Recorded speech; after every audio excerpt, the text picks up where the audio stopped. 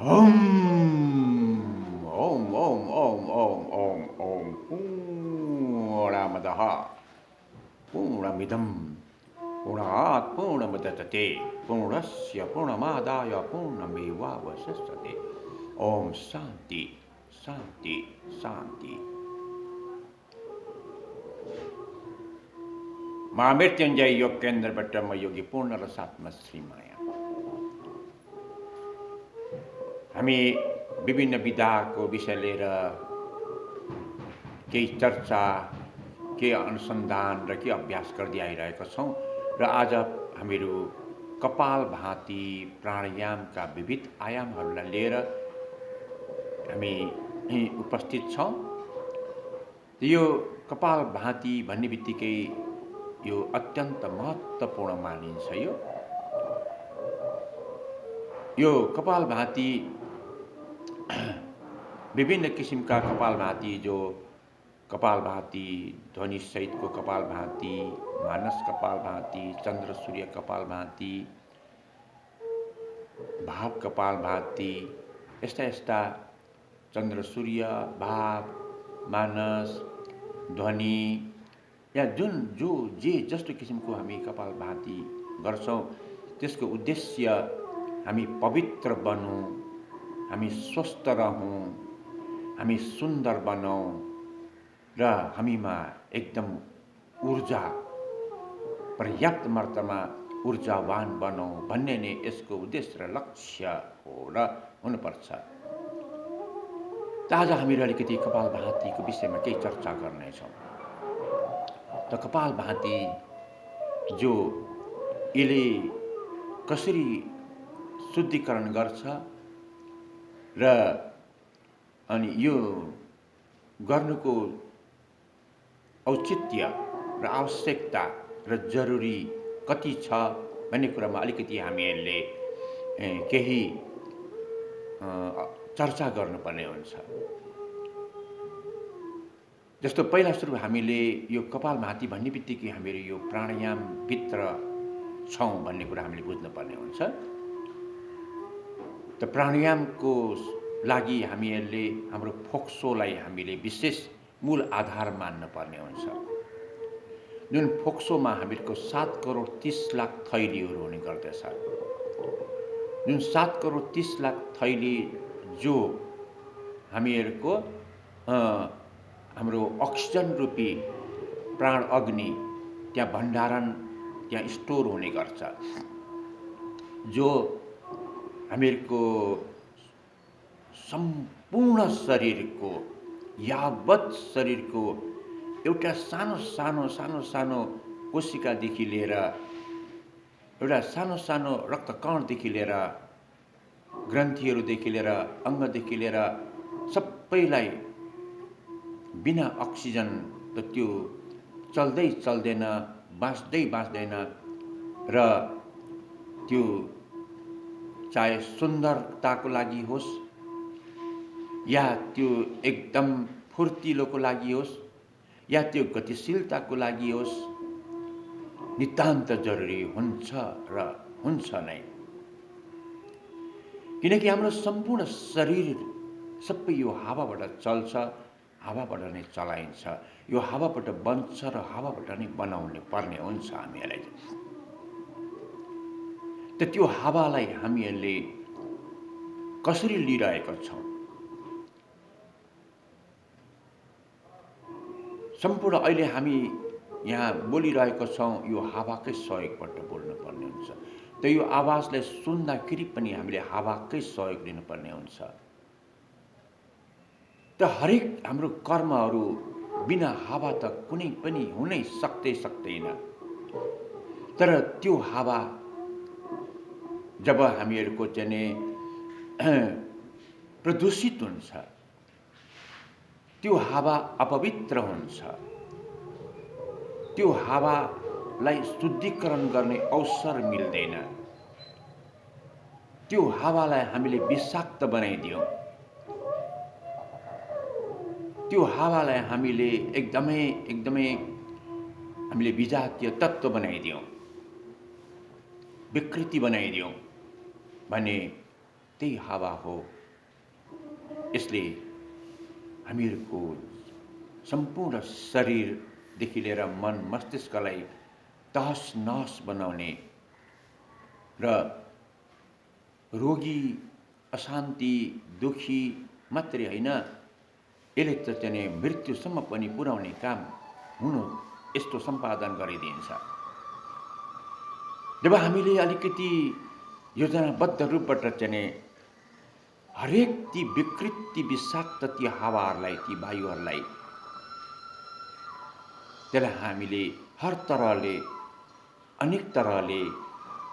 अनेक प्रकारका प्रविधिहरूद्वारा चाहिँ हामी शुद्धिकरण गर्न सक्यौँ भने अब यसको निकै हामीहरूलाई चाहिँ हाम्रो जीवन, हाम्रो शरीर, हाम्रो मन मस्तिष्क निकै नै हामीले चाहिँ रूपान्तरण, परिवर्तन, स्वस्थ, सुन्दर अनि हामी हरेक कर्ममा सफल बन्न र बनाउन सक्षम हुन सक्छौँ हामीहरू। त यो हावाको हामीले जुन चाहिँ शुद्धिकरण गर्नुपर्ने छ, त्यसैको लागि नै चाहिँ यो कपालभाती प्राणायाम भनेर चाहिँ भनिन्छ। जो कपालभाती प्राणायामले कसरी गर्छ त अब चाहिँ जो हाम्रो शरीरमा तल पाइतलादेखि शिरसम्म पुरा हावा भरिएकै हुन्छ, हावा टन्न भरिएकै हुन्छ, भर्नै पर्छ। त त्यो हावा जब त्यो पानी होस् या हावा होस् या कुनै पनि तत्त्व एउटै ठाउँमा त्यो संग्रह भएर एकै ठाउँमा रहिरह्यो, लामो समयसम्म त्यो हावा एउटै स्थल र स्थानमा बसिरह्यो भने त्यो हावा दुर्गन्धित हुन्छ, त्यो हावा विषाक्त हुन्छ, त्यही हावा पुरा एसिड जस्तो बनिदिन्छ, त्यही हावा एकदम दुर्गन्धित भइदिन्छ,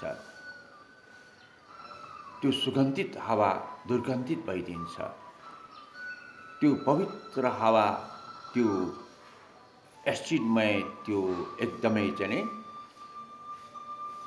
त्यसले आगो जस्तो भएर सबैलाई नष्ट गरेर आफू पनि नष्ट गर्ने खालको चाहिँ त्यस्तो चाहिँ बनिदिन्छ। त त्यसकारण हामीले यो हावालाई फेर्ने भन्छौँ, श्वास फेर्ने भन्छौँ हामीहरू।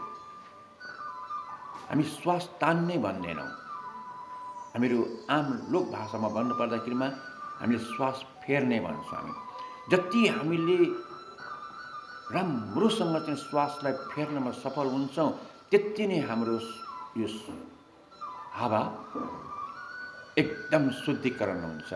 जति त्यो हावालाई हामी शुद्धिकरण गर्दै जान्छौँ त्यति नै हामीहरूको त्यो अक्सिजनको वृद्धि र विकास, त्यो प्राण अग्निको प्रशस्त मात्रामा विकास हुँदै जान्छ, जो हामीहरूको यावत जीवन चल्न र चलाउनमा त्यो अत्यन्त नितान्त जरुरी हुन्छ। त यसलाई हामीहरूले अलिकति योगको विज्ञानमा बडा अद्भुत तरिकाबाट चाहिँ हामीले यसलाई चाहिँ विकास गरिएको र प्रयोग गरिएको र गर्नुपर्ने हुन्छ। जस्तो हामीले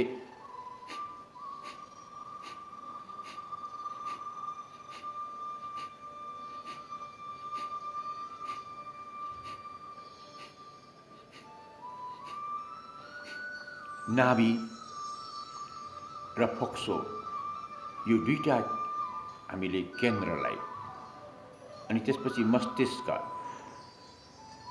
यो तीनवटा केन्द्रलाई हामीले शुद्धिकरण गर्नुपर्ने हुन्छ। र सुरुमा हामीले चाहिँ फोक्सोमै केन्द्रित भएर जहाँ हाम्रो त्यो हावाको त्यो गर्भगृह नै मानिन्छ, हावाको मूल हावामा पनि चाहिँ त्यो जुन 81% जुन नाइट्रोजन छ भने त्यसमा 19% मात्रै चाहिँ त्यो प्राण अग्नि रूपी अक्सिजन हुने गर्दछ। त हामीलाई खास अत्यन्त महत्त्वपूर्ण आवश्यक पर्ने हावा भनेको त्यो 19% मात्रै हो, त्यो 100मा चाहिँ 100%मा चाहिँ। अरू त उसले केवल स्थान बनाइदिन्छ, तर हाम्रो विशेष ग्रन्थीहरूलाई, रक्तकणहरूलाई चाहिँ कोशिकालाई यसलाई बचाइराख्न र चलाइराख्नको लागि चाहिँ हामीले चाहिने भनेको केवल त्यो 19% मात्रै चाहिँ त्यो हावा हो, जो निकै संवेदनशील हुने गर्दछ त्यो चाहिँ। त त्यसको लागि चाहिँ हामीहरूले यहाँ निकै युक्तिपूर्वक त्यसको लागि चाहिँ हामीले विविध आयामहरू जोडेर हामीले यहाँ अभ्यास गरेर पहिला त शुद्धिकरण गर्नुपर्ने हुन्छ, खाली ठाउँ बनाउनु पर्ने हुन्छ हामीहरूले चाहिँ। यदि हामीले खाली ठाउँ बनाइदिएनौँ भने सर्वप्रथम त त्यो हावा फेरिँदैन। अब त्यहाँ फेरिने पहिला त हावा फेरिनु पर्यो। त्यो जुन चाहिँ नि हामीहरूको 81% नाइट्रोजन, 19% जुन अक्सिजन हो, त्यो जुन 100% चाहिँ जुन हावा हो, पहिला त हामीले त्यसलाई फेरिराख्नु पर्यो कि त्यहाँ चाहिँ नि त्यो शुद्ध त्यो हावा आओस् र त्यो शुद्ध हावामा पनि चाहिँ अर्थात् त्यो 100% त्यो हावा भित्र आउने उसले अवसर पाउनु पर्यो, खाली ठाउँ उसलाई चाहियो। अब यदि यहाँ खाली ठाउँ छैन भनेदेखि त यो भित्रको बाहिरै गएको छैन भने अब यहाँ बाहिरको भित्र आउने भन्ने सम्भावना नै हुँदैन।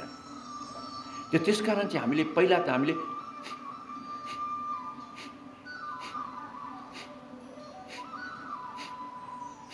बाहिर फाल्छौँ, हामी बाहिर फाल्छौँ।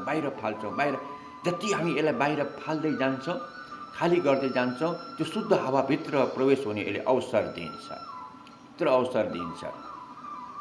अनि भित्र प्रवेश भइसकेको चाहिँ त्यो हावाको पनि जब 81% नाइट्रोजन हुन्छ भने अनि 19% मात्रै चाहिँ त्यहाँनिर चाहिँ अक्सिजन हुने गरेको हुन्छ।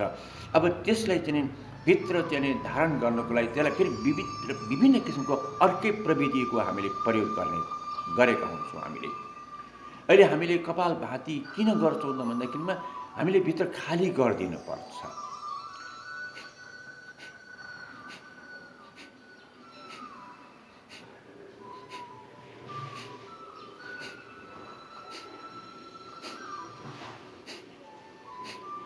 जब हाम्रो चाहिँ पैतालादेखि माथि शीर्षमा हावाले टन्न भरिएको छ, हामी एउटा थोरै सीमित भाग पनि हामी खाली गर्दैनौँ भने अब त्यहाँ बाहिरको त्यो शुद्ध हावाभित्र प्रवेश हुने त्यो अवसर नै मिल्दैन।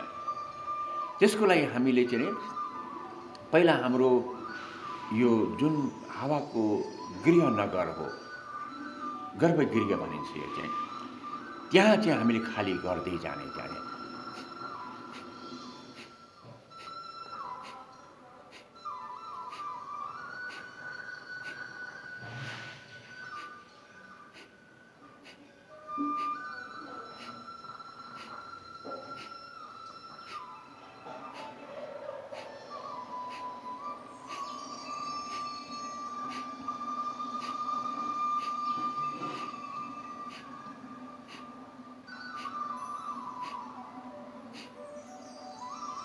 यो हाम्रो जुन गर्भगृह हो, जसलाई हामी फोक्सो भन्छौँ, त्यो फोक्सोमा हाम्रो 7 करोड 30 लाख यस्ता थैलीहरू हुन्छन्, जुन थैलीमा त्यहाँ अब चाहिँ जुन 81% नाइट्रोजन उसलाई आवश्यक पर्दैन। त्यहाँ चाहिँ त्यो 81% नाइट्रोजनलाई छुट्याएपछि त्यहाँबाट बचेको जुन चाहिँ 21% चाहिँ नि जुन एकदम शुद्ध पवित्र त्यो जुन प्राण अग्नि रूपी चाहिँ त्यो हावा हो, त्यसलाई अक्सिजन भनिन्छ। त्यो अक्सिजन रूपी प्राण अग्नि नै त्यो हाम्रो त्यो 7 करोड 30 लाख थैलीभित्र चाहिँ भित्र जाने उसले अवसर पाउँछ। उसले चाहिँ त्यो यति सूक्ष्म हुन्छ, हामी यसै कल्पना गरौँ, हामी चाहिँ कहाँ 81%, कहाँ अब त्यो 21%। 81% निकै त्यो चाहिँ स्थूल छ भने त्यो 19% एकदम सूक्ष्म हुन्छ। जसरी चाहिँ दुधभित्रको घिउ, दुधभित्रको घिउ, घिउ सर्वव्यापक छ। दुध चाहिँ नि हामीहरूको धेरै हुन्छ, तर त्यसलाई हामी पकाउँदै गएपछि त्यो घिउ चाहिँ नि थोरै तरको रूपमा चाहिँ माथि तैरिन्छ। ऊ चाहिँ माथि तरको रूपमा तैरिने भएको हुनाले त्यसलाई तर भन्ने गरिन्छ। त्यसलाई चाहिँ त्यो तैरिराख्ने त्यो चाहिँ नि, किनकि त्यो एकदम सूक्ष्म छ, एकदम हल्का छ, एकदम संवेदनशील छ त्यो चाहिँ नि। त त्यो चाहिँ नि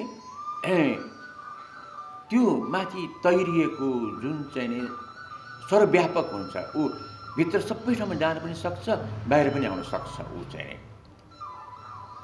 तर त्यो दुधको अरू हिस्साहरू चाहिँ नि त्यस्तो सर्वव्यापक हुँदैन।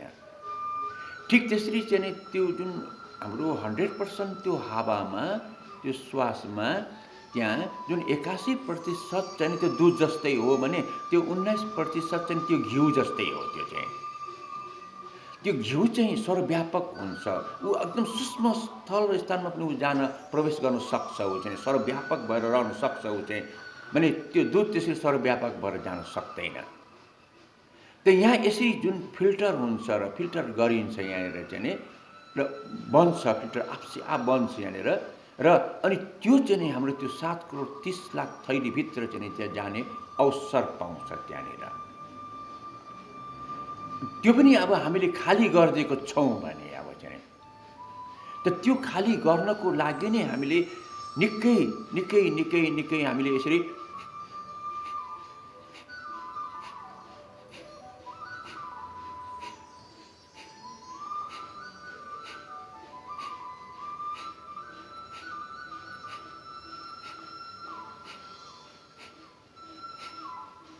अब यो जुन बाहिर बाहिर खाली गर्नलाई त हामीले मोटामोटी रूपबाट चाहिँ यसरी श्वासलाई बाहिर मात्रै फाल्दाखेरिमा पनि खाली हुन सक्छ त्यो चाहिँ नि। तर जुन त्यो फोक्सोभित्रको 7 करोड 30 लाख थैली हो, त्यो त्यति सजिलोसँग चाहिँ खाली हुँदैन। त्यहाँ एकदम एकाग्र, त्यहाँ एकदम माइन्ड कन्सन्ट्रेट, एकदम एकाग्रता चाहिन्छ। त्यहाँ एकदम एकाग्र भएर अत्यन्त सूक्ष्म भएर एकदम नियमित निरन्तर त्यो प्रक्रियालाई गरिरह्यो भने त्यसमा चाहिँ नि केही प्रतिशत यति उति त अहिले हामीले त्यसको मापन गर्न सक्दैनौँ, तर एकदम न्यूनतम चाहिँ नि त्यो अति सूक्ष्म चाहिँ नि त्यो चाहिँ नि तत्त्व चाहिँ नि, अनि त्यो भित्र चाहिँ नि उसले खाली गरिदिन्छ र त्यहाँ भित्र जाने अवसर दिन्छ यसले चाहिँ नि।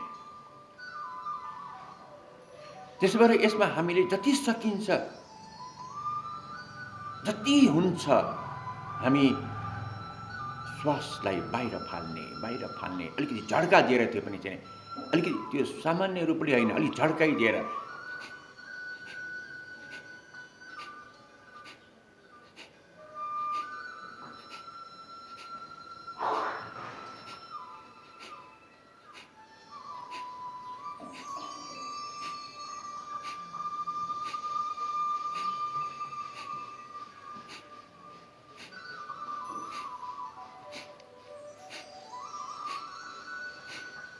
यसलाई कपालभाती प्राणायाम भनेर भनिन्छ। आज हाम्रो समय सकिसकेको छ। यही विधालाई लिएर हामी फेरि पनि आउने नै छौँ र आज